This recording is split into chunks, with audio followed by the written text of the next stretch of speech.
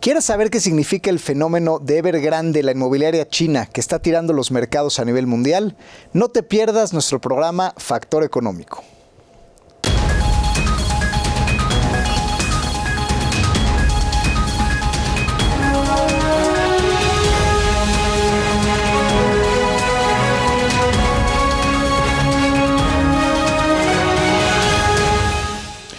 Hola, ¿qué tal, queridos amigos? Bienvenidos a su programa Factor Económico. Yo soy Enrique Pressburger y el día de hoy hablaremos de los mercados globales y de esta caída estrepitosa que está habiendo y este contagio que es un contagio singular y nos lleva a analizar algunos fundamentales de la economía, de qué es lo que realmente está pasando detrás de líneas. La noticia que salta es que Evergrande, una de las inmobiliarias más grandes de China, la segunda economía del mundo, pues tiene una deuda exagerada, una deuda de más de 300,000 millones de dólares que determina que no pueda pagar sus deudas. No obstante, ¿por qué realmente esto ha causado un efecto dominó y por qué es tan importante para la economía? Pues bien, es el principio de la explicación de la burbuja de liquidez y financiamiento que ha venido aconteciendo en los últimos 2 años y que se desató con la pandemia. Vamos a explicar esto un poco más. ¿Qué es lo que pasa detrás de líneas? Con la pandemia, muchas de las ventas efectivamente cayeron a nivel internacional, muchas de las industrias se colapsaron y sobre todo las industrias de real estate fueron muy debilitadas porque la gente dejó oficinas, se fue y se mudó a sus casas a trabajar en home office y mucho del mercado inmobiliario pues también se desaceleró a nivel mundial. Sin embargo, al mismo tiempo que la economía real se desaceleraba, perdía fuerza y tenía cuestiones, digamos, que implicaban una disminución de la actividad económica agregada, teníamos por otro lado un crecimiento acelerado de la deuda. Es decir, el mundo de alguna manera no paró su gasto correspondiente a la caída de la actividad económica, sino que incrementó su gasto e incrementó su deuda al mismo tiempo. Entonces, una cosa que realmente no hace mucho sentido y es justamente un contrasentido que empieza a explotar en este tipo de casos interesantes. Y esto fue precisamente así. El mundo hoy debe casi 350% lo que produce, es decir, la deuda mundial con respecto a su PIB es más de 3.5 veces, lo cual indica que si el mundo, digamos, destinara toda su producción a pagar la deuda, ni siquiera le alcanzaría para pasar una tercera parte, es decir, ni todo el dinero del mundo alcanza a pagar la propia deuda que el mundo ha venido desencadenando. Y todos los países crecieron sus deudas entre un 30 y un 100%. Hubo países que duplicaron su deuda en un escenario donde sin duda lo que menos quieres es deber más. Imaginémonos un ejemplo y una, digamos, alegoría representada de la vida cotidiana. Es como si finalmente una persona se queda sin trabajo y tiene deudas en su tarjeta de crédito. Y lo que hace, pues en lugar de ajustarse a su nuevo estilo de vida que no tiene trabajo y ver cómo se ajusta, pues pide una línea de crédito por el monto equivalente a lo que ganaba de salario por todo el año. Entonces debe lo doble su tarjeta de crédito, con eso mantiene el mismo estilo de vida, recibe la misma cantidad de dinero, pero evidentemente su deuda es mucho más grande y lo peor de todo, ya no tiene ingresos para poder pagarla. Y esta es un poco la burbuja que se ha venido desatando en los mercados financieros internacionales de manera muy puntual y sobre todo en Estados Unidos. ¿Y qué pasa ahí? O sea, ¿dónde está ese fenómeno de la tarjeta de crédito en este ejemplo que alguien pidiera más dinero en su tarjeta de crédito? Pues justamente la figura de los estímulos económico-financieros. Hubo economías, sobre todo la de países desarrollados, aunque fue un fenómeno, como dije, general, que tomaron la decisión de simple y sencillamente imprimir más dinero. Vamos a hacer que la gente tenga cheques al portador, donde reciba subsidios de desempleo, donde reciba subsidios por apoyos económicos, donde reciba, digamos, efectivo para subsanar su actividad económica, que distorsionaron a nivel micro muchas de las actividades del mercado que existen, porque mucha gente pues le convenía más ganar $2,000 a la semana que buscar un trabajo. Pues claro, al final sin hacer nada estaba recibiendo un cheque constante y sonante de una buena cantidad sin actividad económica. Y pues mucha gente que estaba en actividades informales o en actividades mal pagadas, pues acudió a esta aplicación de subsidios, y con ello pues el Estado tuvo que desembolsar una cantidad de dinero tremenda. Tan tremenda que tuvo que imprimir un dinero el Estado, Estados Unidos, que no tenía. Y la impresión de dinero fue bestial y brutal e inédita. Estados Unidos se calcula que entre 2020 y 2021 ha impreso el 25% y prácticamente acercándose al 30% de todos los dólares que existen en circulación en su historia. Así es, desde que se creó Estados Unidos como país y el dólar como moneda, si juntamos todos los dólares que han existido y todos los que están en la calle, pues casi 1 de cada 3 se imprimió tan solo en tiempos de pandemia. Es decir, en tiempos donde la productividad mermó, pues el país se endeudó y entregó estos recursos. Evidentemente, en el corto plazo, pues esto tuvo anzuelos que pudiesen haber parecido atractivos, pero son engañosos. Los anzuelos, pues es inflación, pues por supuesto, y al final eso pudiera confundirse con que la actividad económica se estaba reactivando rápidamente, por la misma razón, pues como se podía confundir como de alguna manera recuperación de la inversión. Y tercero, las bolsas empezaron a subir de manera muy importante porque la gente tuvo más ahorros que nunca y se acostumbró a un modelo de vida donde gastaba un poco menos. Entonces, vayamos entendiendo bien esto. Estamos viendo el caso de una persona en países desarrollados que quizá ganaba $5,000 al mes. De repente con el subsidio de desempleo se puede ir hasta $8,000 al mes. Pero ahora esa persona, de esos 5,000, si gastaba 4,500, pues ahora aprendió a gastar 3,500 porque se ahorró su oficina y se ahorró ciertos gastos que tenía y aprendió a cocinar en casa, y entonces ya no salió tanto a restaurantes y aprendió a vivir con menos. Entonces, no solamente le sobran $1,000 más de sus costumbres en gastos, sino que ahora esta misma persona tiene más dinero por los cheques y tiene mucho más tiempo. ¿Qué hace esta persona? Pues busca que ese ahorro le dé rendimiento y mete el dinero en la bolsa, ya sea en instrumentos de deuda o en instrumentos de acciones. Y por eso, aun y cuando el mundo vivió la pandemia, que de la productividad más importante de los últimos tiempos, las bolsas justamente vieron el fenómeno contrario. Mientras la economía mundial caía, las bolsas mundiales subían y han subido sin parar hasta máximos históricos y alcanzando récords históricos nunca antes vistos. Entonces, este contrasentido de la economía cae, pero las bolsas suben, justamente se explica por este exceso de dinero en el mercado que les sobra a los individuos y como tal lo meten a las bolsas. Y esto es el principio de la punta del iceberg que vamos a seguir explicando, así que no se vayan, queridos amigos, porque estamos hablando de macroeconomía en Factor Económico.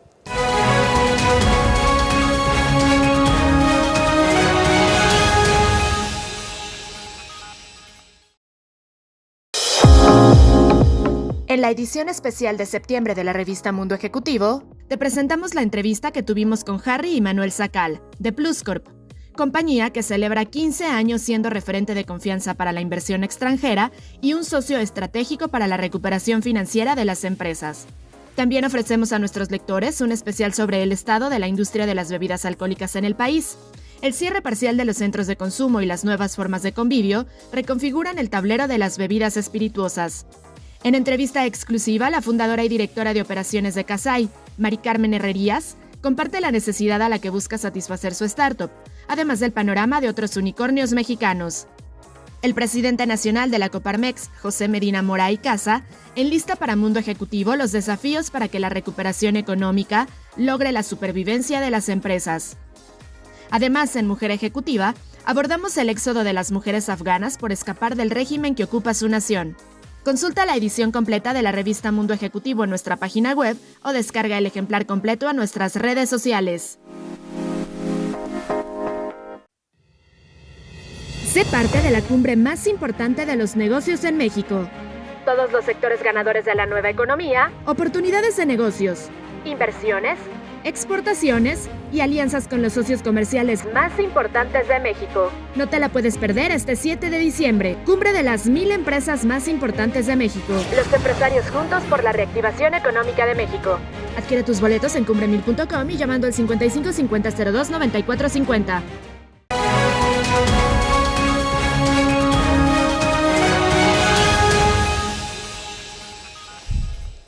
Volvemos, queridos amigos, a su programa de Factor Económico. Estamos hablando del fenómeno de Evergrande, pero para poder entender cómo es que llegamos a un colapso de tal naturaleza de una empresa con este nivel de sobreendeudamiento, que no haya soltado ninguna alerta y de repente, sí, estamos muy endeudados y colapsa, pues justamente empezamos a explicar cómo se fue sobrecalentando la economía, cómo este fenómeno de subsidios gubernamentales empezó a implicar la impresión de dinero.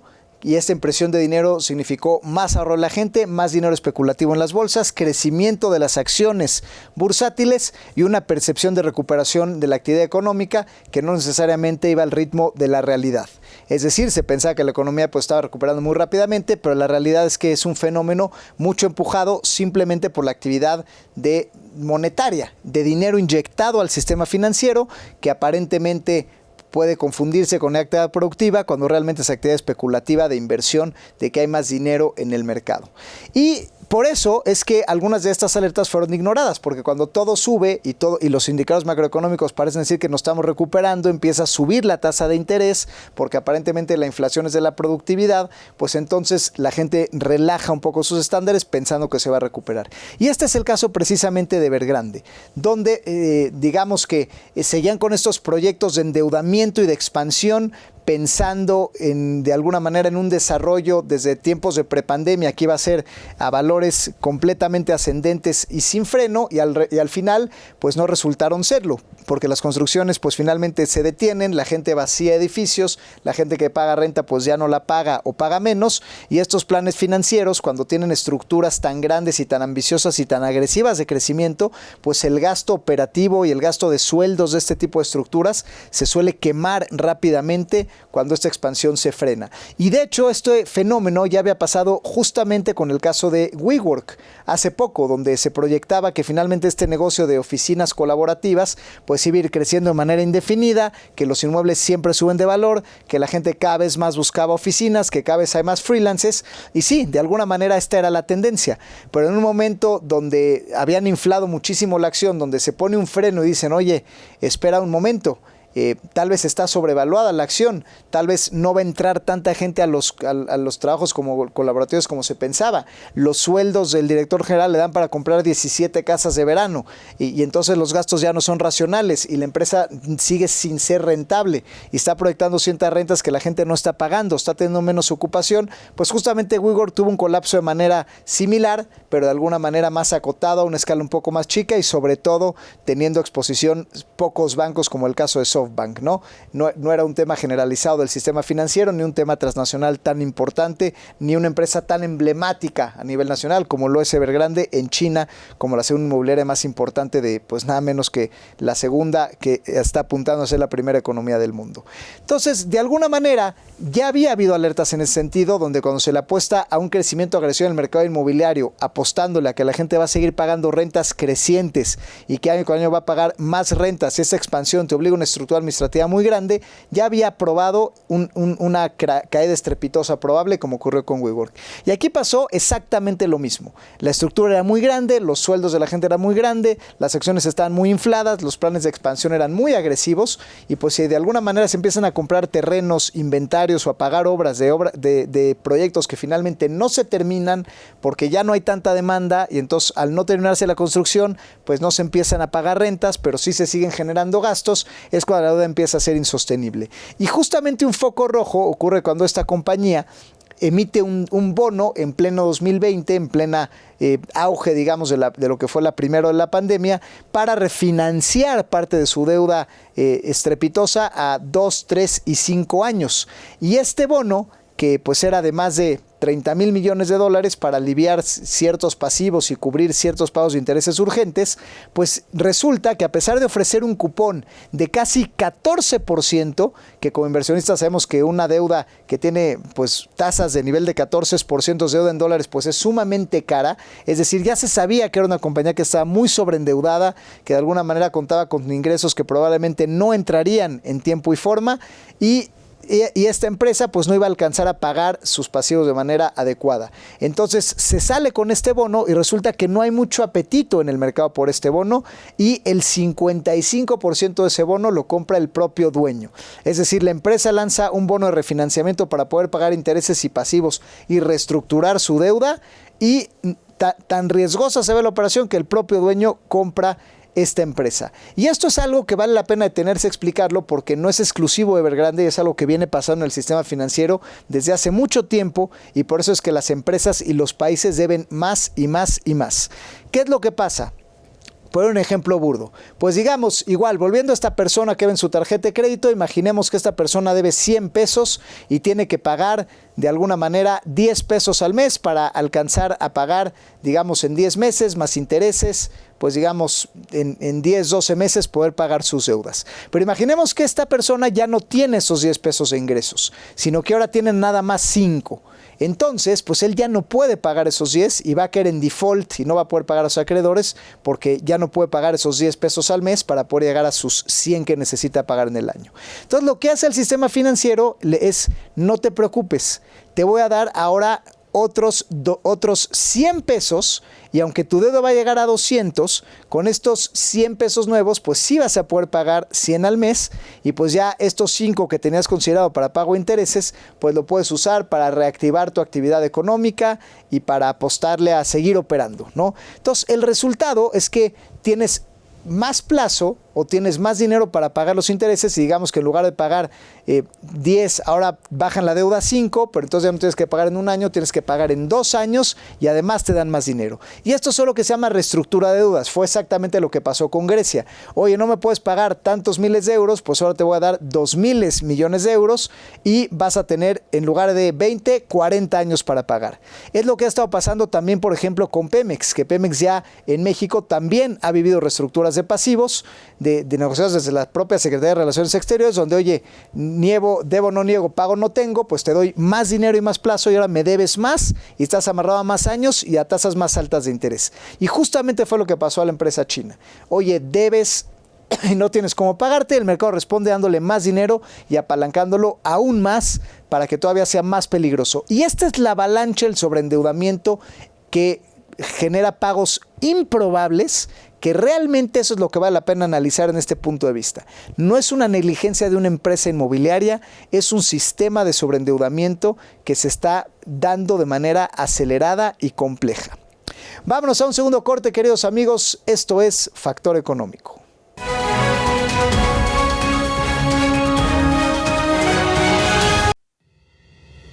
Sé parte de la cumbre más importante de los negocios en México. Todos los sectores ganadores de la nueva economía, oportunidades de negocios, inversiones, exportaciones y alianzas con los socios comerciales más importantes de México. No te la puedes perder este 7 de diciembre, cumbre de las 1000 empresas más importantes de México. Los empresarios juntos por la reactivación económica de México. Adquiere tus boletos en cumbre1000.com y llamando al 55 50 02 94 50.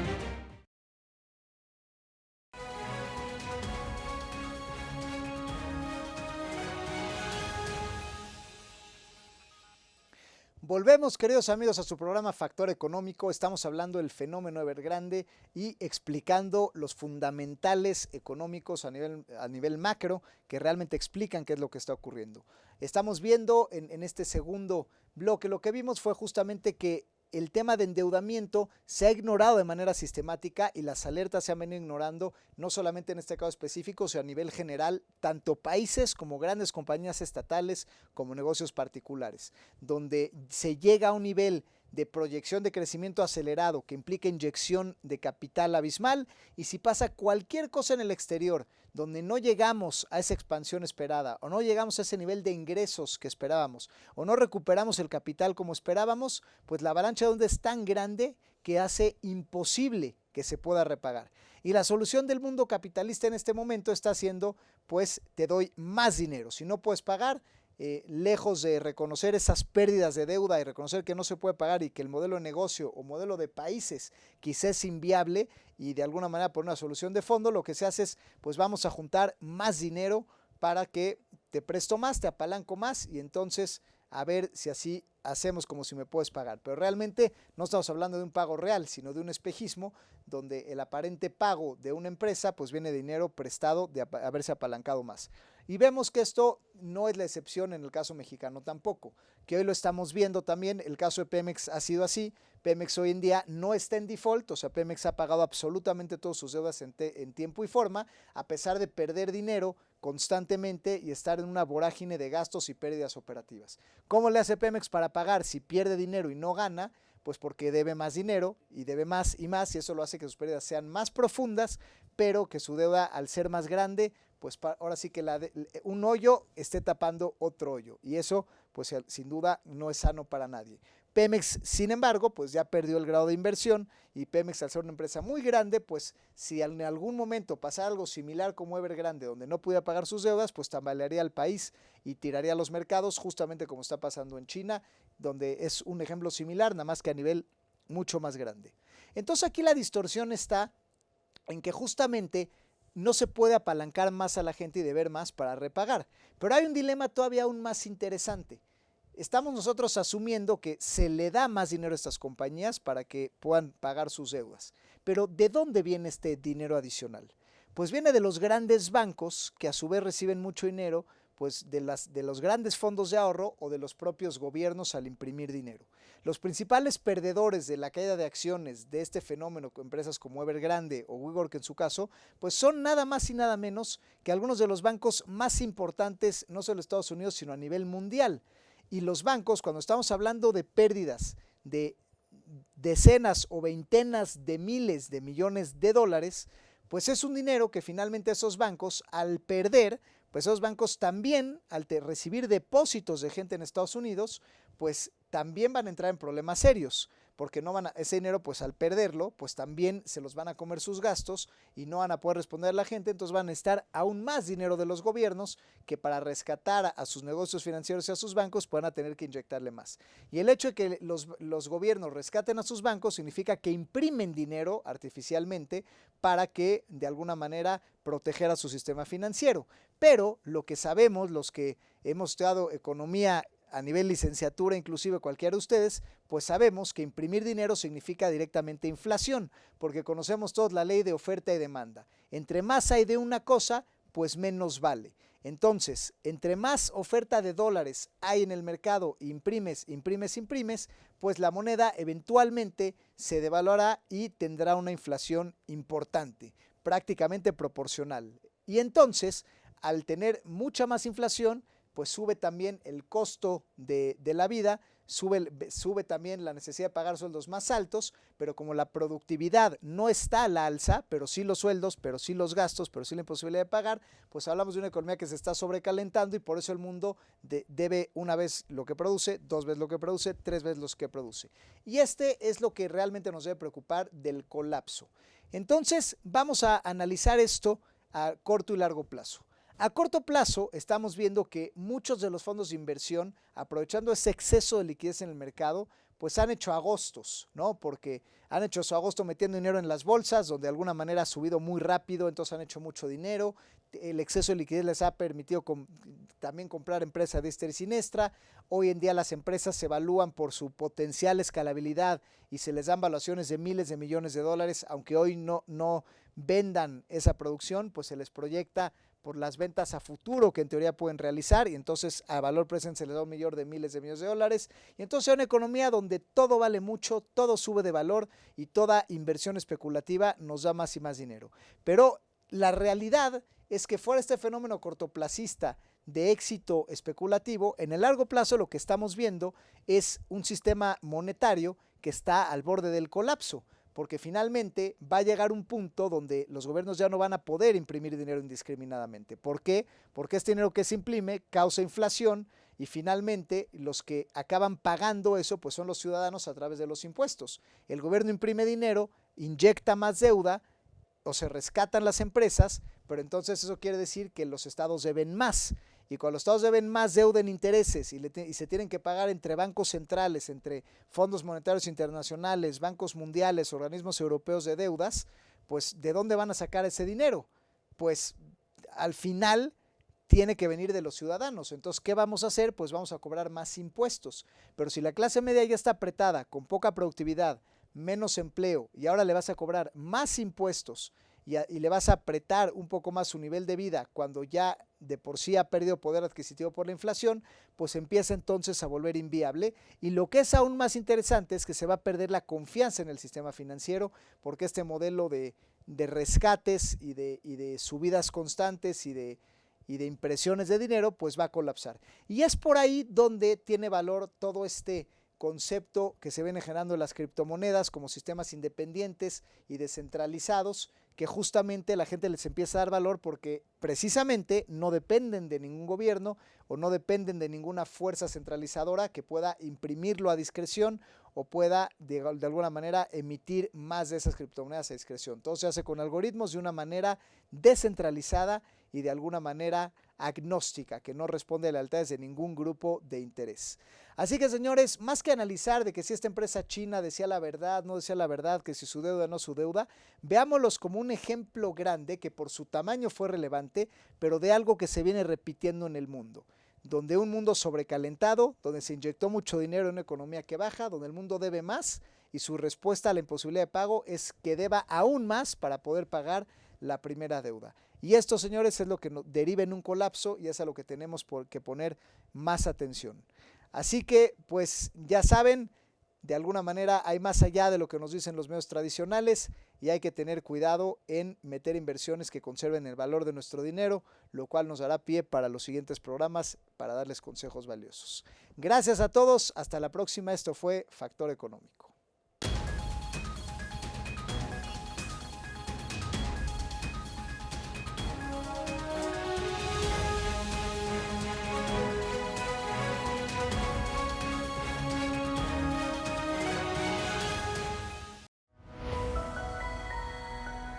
Mundo Ejecutivo presentó